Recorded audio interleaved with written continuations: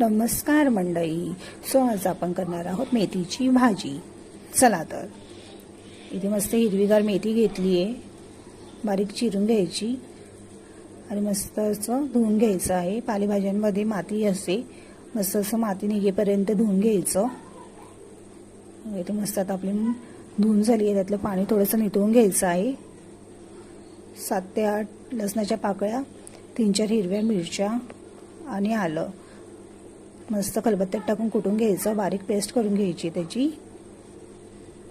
इथे एक कांदा घ्यायचा आहे, मस्त बारीक चिरून घेतलेला आहे. कढईत 1 चमचा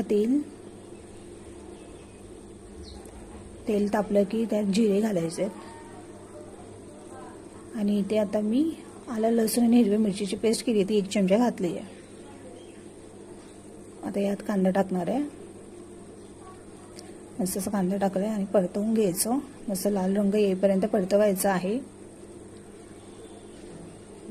लाल रंग आला की यात आता चवीनुसार मीठ घालून घ्यायचं आणि तोही चांगला असं परतवायचा आहे.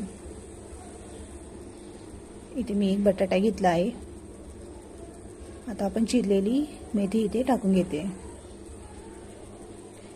मी वरून 1 असा टोमॅटो घातला आहे आणि इथे किसलेलं खोबरं घालून घेते.